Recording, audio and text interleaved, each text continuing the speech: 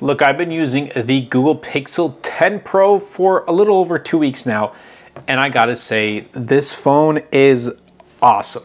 Now, for those out there who are looking for the most powerful phone, this is not going to be it. This is not a super powerful phone. Running it through benchmarks and things like that, it's not going to. And I'll be completely honest, I don't even recall myself ever sitting down and running my phones through benchmark scores or anything like that, because that's not how I measure performance for me. The way I measure performance is different from the way you may measure. It's just how it runs from day to day. Does it tackle everything I throw at it? Does it open apps really quickly? Does it close apps in the background? Does it stutter? Does it lag? Things like that. And this phone performs very well with the Tensor G5. Now, could it have been better? Of course, there's always room for improvement, but this phone is still really good. And I want to start things off with design. It's the compact 6.3 inch. It's not the Pro XL. And I had the 9 Pro XL. But this year I was like, you know what? I want a Google Pro phone that is more compact. That's why I went with this. It's a 6.3 inch display, and display quality is awesome, gets really bright outdoors, and it's much more manageable than the XL or other devices to use. And I can use this one hand, no issues whatsoever. I also do love this obsidian black color, and it looks super sleek and modern. And I think it's one of the best colorways Google has released with the 10 Pro and Pro XL. I wanted to get the Moonstone, but it just wasn't available for same day pickup at the time. So I was like, you know what? I'll go with this one, and I'm glad I did. Now, I saw some comments of people talking about, why are you, even mentioning, the frame of the phone and things like that. Well, it's part of the design, and, paying a premium price, I kind of have the right to, kind of nitpick and talk about what I think about this phone. And I kind of wish this was a bezel or a matte finish to it. It's not. It's a glossy texture and does collect fingerprints. But if you rock a case like this one from Thinborn, you don't need to worry about it. I just want to point out there, just for those, I know some people who rock their phones caseless, and I do at home. Like, I'll take this off at home and I'll just be chilling. But whenever I go out, this is my trusty case. I'll be leaving a link in the description down below. It's from Thinborn. No, guys, not sponsored, but this is literally my favorite case for pretty much all the phones that I use. I try out a lot of, cases, and usually I end up coming back to cases from Thinborn. Super minimal, sleek, elegant, whatever you want to call it. But I really do like this display. It's great. It's 120 hertz LTPO, gorgeous, vibrant, sharp, really bright outdoors. It's good. And also, another part of this design is the addition of Pixel Snap. So it's Google's version of MagSafe, that's what they call it, but it's Qi 2 charging. And I'm glad that they adopted this new, magnetic charging. It looks like Samsung is going to do with the Galaxy S26 series, but it lets you use accessories seamlessly. And it has a solid and premium build quality. It feels really sturdy in the hand. I really do like this design. And as you can see, some people have been comparing the Pixel 10 design with the iPhone Air. Like, people are saying, oh, the iPhone Air, camera bar is, copying Google.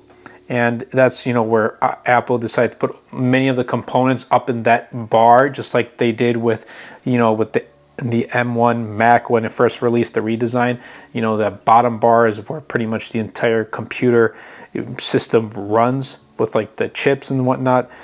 So that's what Apple did with the iPhone Air, but they kind of have that bar across. Makes sense. But I like Google's design. It's still really similar to its 9 Pro and Pro XL, but if it ain't broke, don't fix it. Overall, I think their design is really good. The software and the performance has also been really great. I love Android 16. I love Material 3 Expressive, but I also love the Pixel UI. If you go with a Samsung device, you're going to get one UI. If you go with a OnePlus, you're getting Oxygen OS. Like, you're getting a different user interface, but same Android.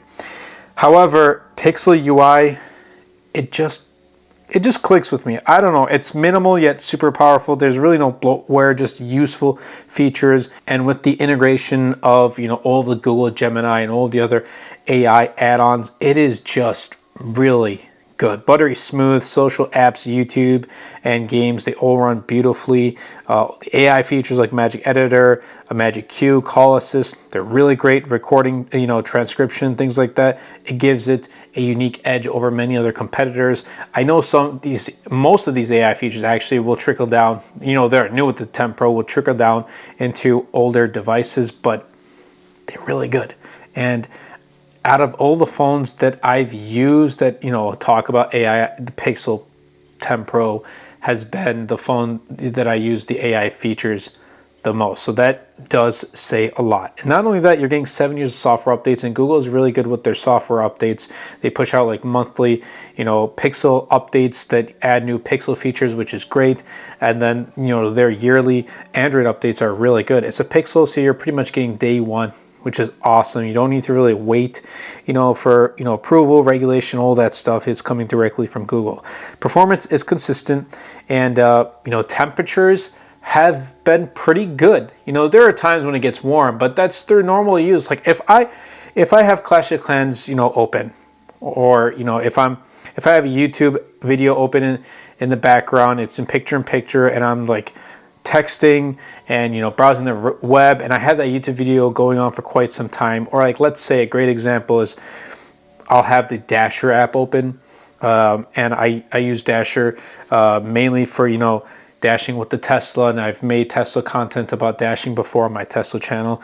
But let's say I have that open and I have a WhatsApp video call, and I'm on a WhatsApp video call, it gets pretty warm.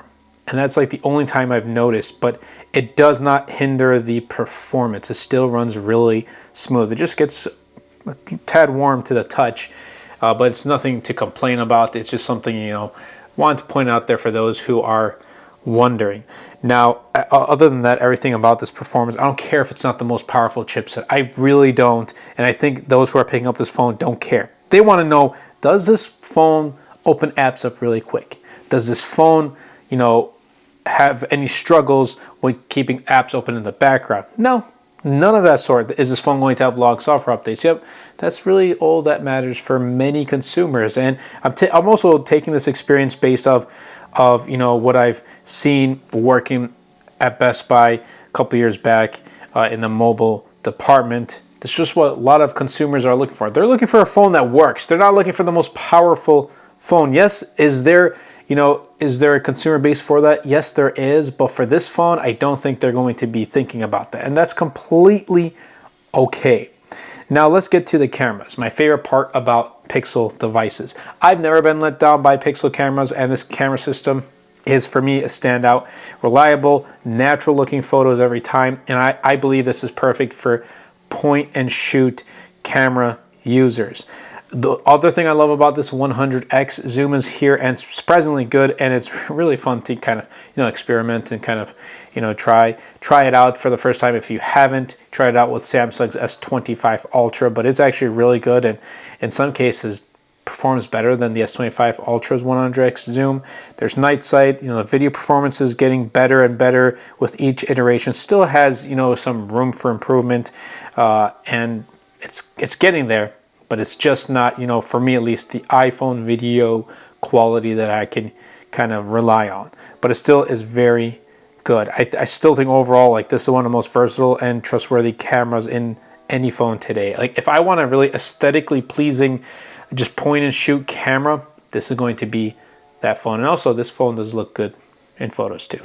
Just want to point out there too. But let's get to the battery life, because this phone performs really well in the battery department. A 4,870 milliamp hour battery, larger than its predecessor capacity size, and it easily lasts a day of normal as well as heavy use. Now, having Pixel Snap with the MagSafe is a huge plus. It's super convenient. It's not the fastest. I know the Pixel 10 Pro XL charges wirelessly like 25 watts and wired 45. This doesn't get there, which I kind of wish it did. It's a bummer it doesn't, but oh well.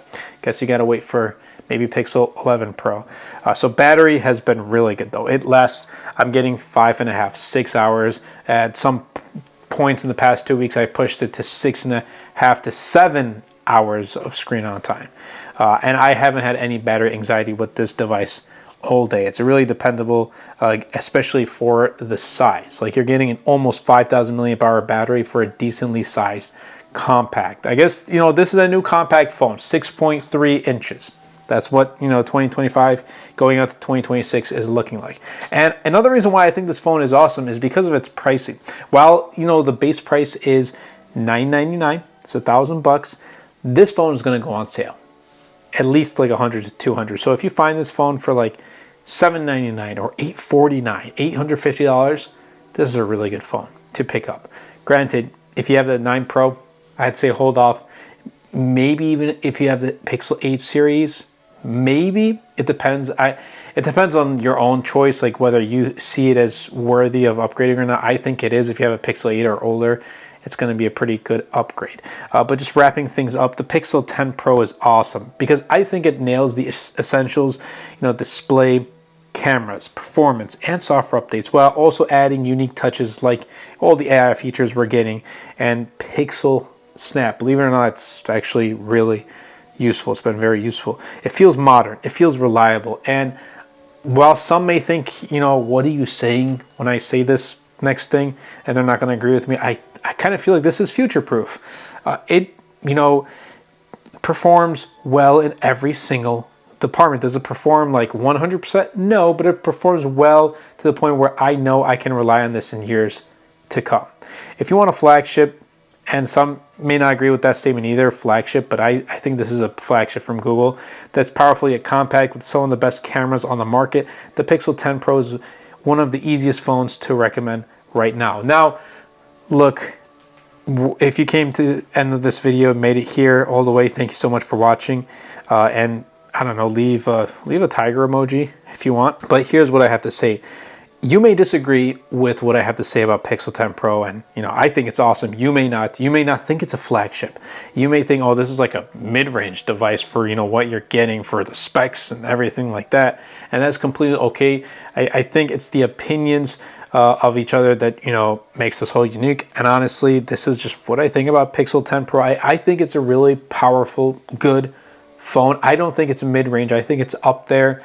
Yes, like I say, there's always room for improvement, and I know with, you know, with this phone, there's definitely an improvement. You can make the battery life even better. You can make the chipset even better, make it more powerful, bring it up to on par with the Snapdragon 8 Elite. So those who are, you know, want that raw performance can, you know, we can bring that consumer base into the Pixel lineup. That would be really phenomenal. Imagine them making a Pixel Ultra that just throws in like all of the specs, makes it a beefy, monstrous of a device. Oops, I just hit my Pixel watch on the table, but makes it a monstrous of a device. Maybe we can bring that consumer base here to the Pixel lineup. But anyway, putting those aside, I hope you guys did enjoy this video. If you did, definitely be sure to superman that like button, comment down below, and best of all, share this video because it really does help out the channel out a lot. I will help push my content out to more people. Definitely be sure to check out my wallpaper pack. It's called Vintage Flourish. Links will be in the description down below. If you want to check out the Pixel 10 Pro, again, those links will be in the description down below, as well as this case from Thinboard. It really goes a long way in supporting the channel. Thank you all so much. I actually recently hit 1,000 subscribers on my Turkish channel. So if you guys want to take a look at that too, definitely check the links in the description down below. Super close to monetizing that as well. So with that, I've got 3 channels here monetized here with MTG, you know, with the Tesla channel, with my Turkish channel, and we're working on number 4. In fact, I thought my dose of Pokemon would get there first, but I kind of haven't been too active as I would have liked to have been on that channel, and my MTG Turkish channel kind of just passed it very quickly. So anyway, that's been it for me, and I'll catch you guys in the next video.